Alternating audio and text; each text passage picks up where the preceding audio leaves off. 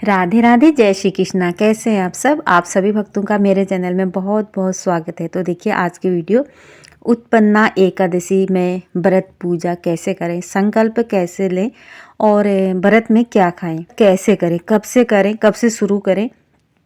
तो देखिए मेरे माताएं बहनें जो भी व्रत रखना चाहते हैं उत्पन्ना एकादशी से शुरुआत कर सकते हैं, क्योंकि एकादशी का व्रत सबसे बड़ा व्रत माना जाता है। तो आप जरूर से शुरू कर सकते हैं उत्पन्ना एकादशी से ये व्रत। तो देखिए व्रत के कुछ नियम होते हैं, वो जान लेना बहुत ज़रूरी होता है। जैसे कि 10वीं से ही हमको अन्न छोड़ना होता है। तो एकादशी का व्रत के नियम 10वीं से शुरू हो जाते हैं और द्वादशी तक आपको एकादशी के व्रत के नियम का पालन करना होता है। क्योंकि ये 3 दिवसीय व्रत होता है, तो आपको 10वीं की शाम से ही अन्न त्यागना होता है। आप फलाहार ले सकते हैं, फिर एकादशी का व्रत शुरू हो जाता है। तो आप एकादशी के दिन ब्रह्म मुहूर्त में उठें और स्नान करें। और आपको बाल नहीं धोने हैं, आप 10वीं को ही बाल अपने धो लें। और एकादशी के दिन, द्वादशी के दिन सिर में तेल भी नहीं लगाया जाता है। और आप अगर ज़रूरी है तो आप बाल धो सकते हैं। और शैम्पू साबुन आपको ये यूज़ नहीं करना है। आपको गंगा जल तिली डाल के स्नान करना है और फिर मंदिर में आके आपको भगवान जी की जो भी आप सेवा करते हो रोज़ की तरह आप सेवा करें। और संकल्प लेना जरूरी होता है। आप भगवान जी के सामने बैठें और हाथ में गंगा जल लेके आपको संकल्प लेना होता है। अपना नाम, गोत्र, स्थान ये बोलना होता है और आप किस मनोकामना से व्रत रख रहे हैं वो बोलना होता है। तो आपकी जो भी मनोकामना होती है वो आप जरूर से बोलें। फिर बोलने के बाद आप केशवाय नमः, माधवाय नमः, ओम नारायणाय नमः ये बोले। और आप किस तरह से व्रत रखना चाहते हो, जैसे फलाहार, निर्जला, ये भी आपको संकल्प में ही बोलना होता है। और जो हाथ में आपने जल लिया था गंगा जल, वो भगवान श्री हरि विष्णु के चरणों में छोड़ दें। तो इसके बाद आपका व्रत शुरू हो जाएगा।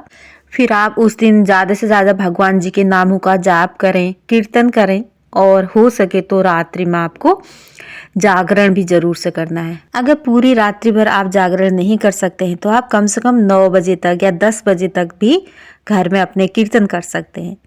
तो फिर आपको रात्रि में भूमि शयन करना होगा। 10वीं के दिन भी आपको भूमि शयन करना होगा और एकादशी के दिन भी आप बेड में उस दिन ना सोएं। और फिर आप द्वादशी को जो भी टाइम होता है पारण का, उसी समय आपको पारण करना होता है। अगर हरिवासर के समय में आपने व्रत का पारण करा तो आपको व्रत का कोई भी पुण्य नहीं मिलता है।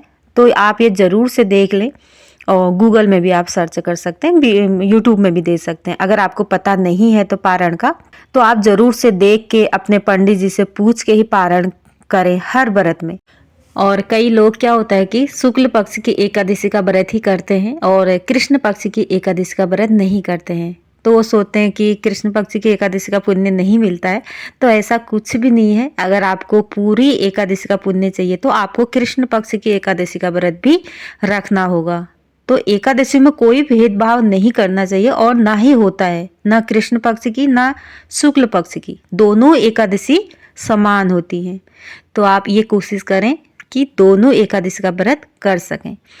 तो द्वादशी के दिन भी आपको ब्रह्म मुहूर्त में उठना है, स्नान करना है और भगवान जी को स्नान कराएं, उनका टीका लगाएं, पुष्प चढ़ाएं, भोग लगाएं।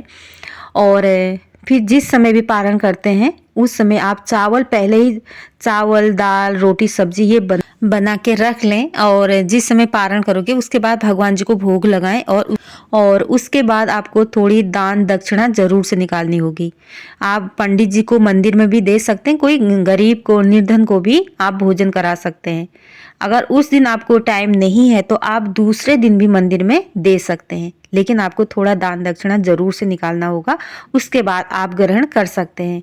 और ये ध्यान रखें द्वादशी को भी एक ही समय भोजन किया जाता है। अगर आपको शाम को या दिन में फिर भूख लगती है तो आप फलाहार ले सकते हैं, दूध, चाय, फलाहार ऐसे ले सकते हैं, लेकिन आपको भोजन ग्रहण नहीं करना है। और द्वादशी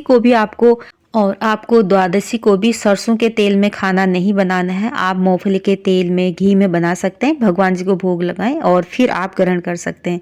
तो एकादशी का व्रत 3 दिवसीय व्रत होता है। आपको ब्रह्मचार्य का पालन जरूर से करना होगा तीनों दिन।